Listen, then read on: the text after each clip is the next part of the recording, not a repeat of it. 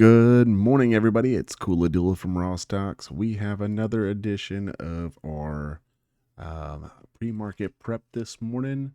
We are looking at a very bullish, very active market. And yeah, hope everybody had a great weekend.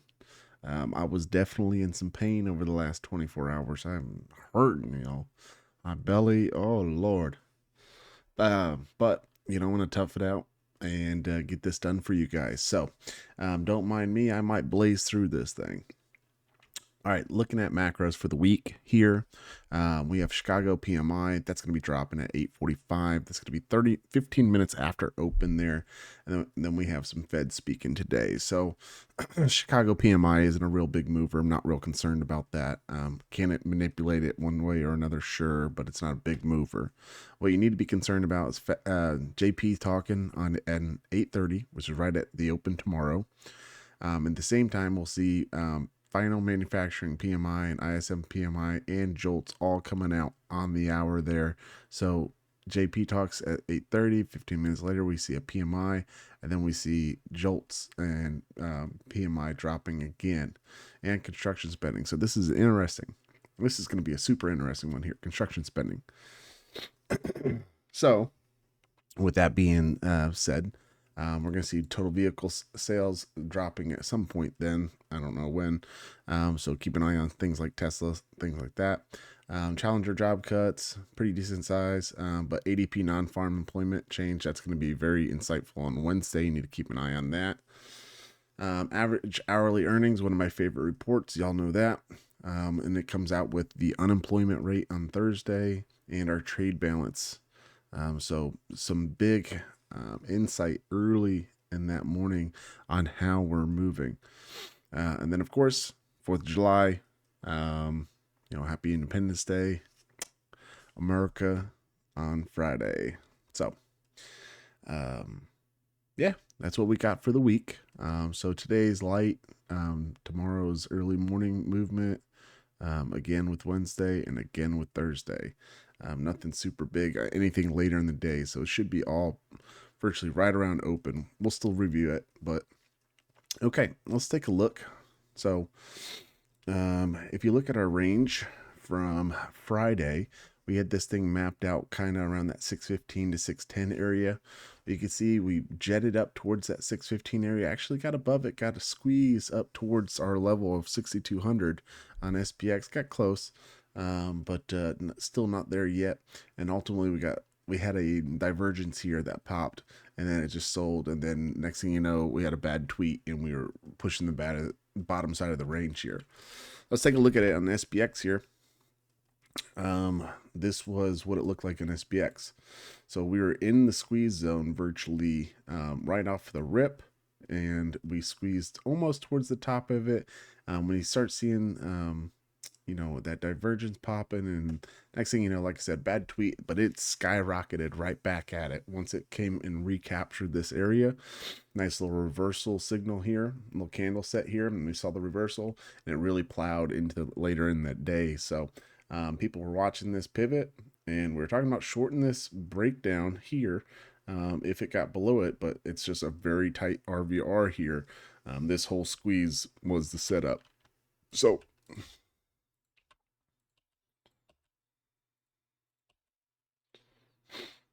let's look. Oh, I didn't even do a shout out to the sponsors. That's my bad. Black Box Stocks, Gamma Edge. Without those guys, we would not be able to provide this data to you daily and put on this show. So my apologies. I just kind of got right into it today. But big shout out to Gamma Edge. Those guys are super big supporters, and appreciate them. Couldn't do it without them. So make sure you're taking advantage of the links in our bio, and go get you some Gamma Edge data. You don't need me. You can get on that Gamma Edge data. Now, I've been trading a lot longer than you, so good luck. But, all right. So let's see. Approaching that 6,200 level, right? So we've got this queued up near it. We'll probably be around that range, right? Let's look at the data real quick, see what we're seeing today. So 620 highlighted here on SPY. I do not think this is going to be the case, but this is our day trading chart here. You can see our full complex says 620 is the high here, and they have little nodes starting to grow, but 620 is going to be, for me, is going to be the top of this little distribution here. We'll see if it wants to break down and then maybe get a retest of that 6,000 or 6,100 level. I think that's probably more prone than just breaking through 6,200. So where I'm saying is virtually we're looking at something like this right here for a little bit. That's just my opinion. We'll see what the data says. Data right now is indicating that we could go higher, but there's a pretty big wall here. Pretty good size wall here. Let's take a look at SPX. Well, let's tag this up in daily real quick before we flip. Let's go to SPY. Let's flip our range. Oh Lord, what did I do? I got something resting on my keyboard. Oh, it's locked. That's what it is. That's my bad. Oh my God, I wonder if y'all heard that. My stomach on the microphone. I'm gonna be curious. 743. All right, 620 here. 620 to 611. Highly doubt this range plays, but could be wrong. Could be wrong. 611 to 620. I want to show you what I mean by that. Okay, so this is our range transitional part right here at 612. So virtually what it's trying to tell us is anything over this here is bullish. And there's nothing drawing this down. So it's a buy the dip territory right now. Anything into this range, right? So this is what they're saying. Anything into this range, but got to be careful on the upside of the range right here. Top side of the range, this is always where people look to sell. So yes, we're here, but in the retrospect of the actual range, we're really kind of near the top or above half. So you're risking at these levels. Okay, let's take a look at SPX here. This is my favorite place to pull data off of. SPY is good, but like to see how many contracts are actually on. Okay, so full complex here, 6,200 supply, 6,130 on the demand here. So a little bit different, little bit different here. Not a ton, but virtually has the ceiling a little bit lower than 6,200, or excuse me, than 620. If we were doing, let's see, that'd be 617.55, 6,200, 617.55. So we're near that, right? So let's pull this up. Where's SPY?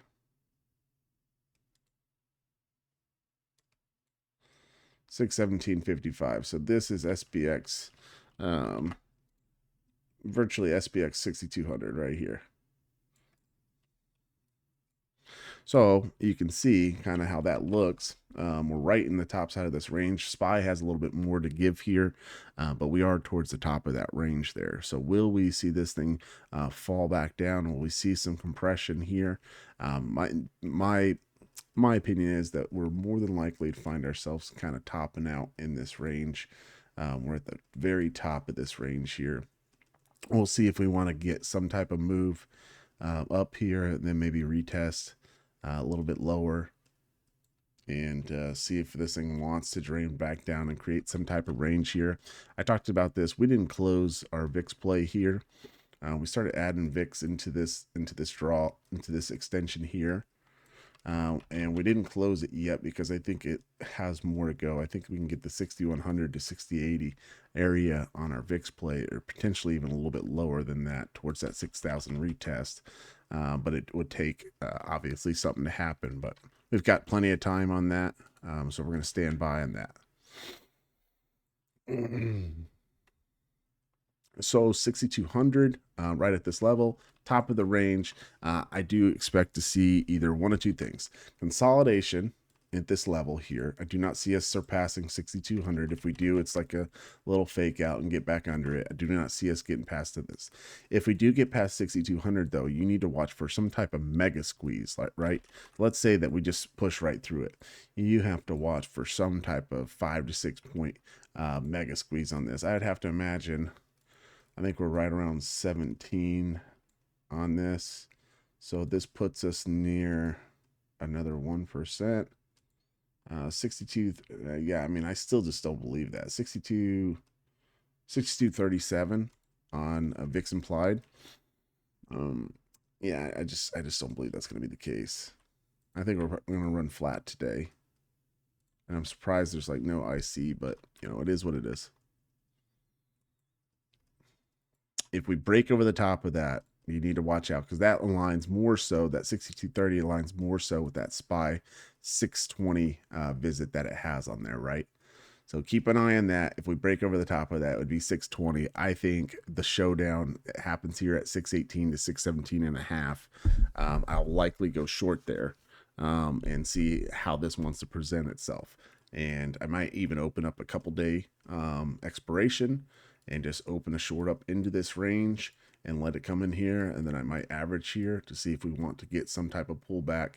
I think that's probably the smartest way to do it, but you can't do it with 0 day unless you're really sniping it, right? So be careful. Okay. Let's move to Tesla.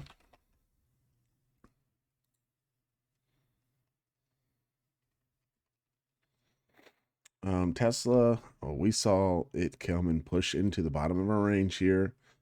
Quick recovery over the top of it. Now we're sitting right here again at 321. So what is Tesla doing, right? What is Tesla doing? We talked about this. This is just a range here and a sub range, and then it shrank, right? It was at 350. We got burnt on some Tesla calls. But that's the way it goes sometimes.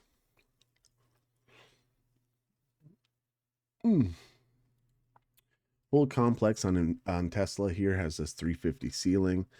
Pretty good sizable draws here at 350 and 300. You can see this is net delta. So generally speaking, this is probably going to be a sell into those. Now that's fine, but we still have negative net gex here. Let's take a look at the weekly here. Yeah, we're in call dominated gamma position, but we are in the spot right at the low here at 320, right? If we start getting below 320, I would expect 300 to come, but I don't think that's going to be the case. I think you need to watch this sub range again, 320 to 330. If we get over the top of 330, we're going to see this thing draw in towards that 330. Or excuse me, 340 to 350 range. I think that's what we're going to see. But if we do break below 320, absolutely watch for some type of move down. So our range is extended beginning of the week here. We're going to see this come all the way to 350, and this goes all the way down to 300. So wide range today on 300, but you need to watch the two levels here at 330, right? 330 here. Let's extend this range. 330 and then also 320, right? So watch those two ranges right there to play a role in what we do. If he wants to play ping pong between those, then by all means. If it doesn't, then that's fine as well. We just know that these are our two little areas right here. So watch a little move outside of this. If we get above it, you know, my favorite entry is the retest, right? Get over it, retest. We enter here looking for the extension up towards 350, the top of the range. And again, sell down, break down below it, retest, and then look to short it there for the extension down towards the bottom of the side. That's my favorite. As of right now, there's some deliveries and stuff like that supposed to come out with Tesla. That data will likely drive it outside of there. My opinion is that it will miss, and we have the bigger potential of seeing this thing slide towards 300 before making its move back up. Let's take a look at this real quick. We often talk about the daily 4 and how this plays a role. This was a consolidation area. You can see that daily 200 is rising, which is the daily, or which is this blue line here. This is at that 312 mark, which is kind of the bottom of this consolidation that we talked about. We are below our daily 4 here. So is this distribution towards the downside? This is where I said 300 could be hit for sure, right? So everything is virtually at this point telling us weakness, weakness, weakness. Let's see if we can show and test some of this bottom range, but we'd have to break below 320. If it doesn't, then watch for the likes of 330 to be tested. And you can tell right here that our daily 4 stands right at 330. So this would be a indication of a move and close above this, that we might see that continuation up towards 350. But as of right now, it's weakness under the daily 4, weakness under the daily 20, and we're opening up below it. My bet is that we lose 320 and we start to test things like 312 here, which is the daily 200, and potentially all the way down to that 300 area.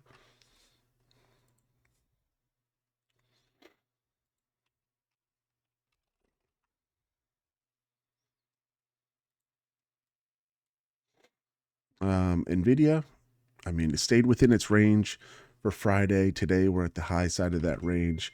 We take a look at this here.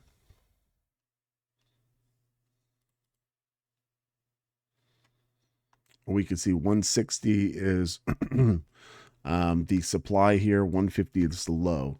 So this is just being expanded down towards the low side here. And we'll see if this thing wants to draw back down, but realistically, we are very much call dominated. Not a lot of pull to the downside here. Even full complex here, we're starting to see 165 grow a little bit, potentially even to that 170 range, but real targets here, 160 and 165.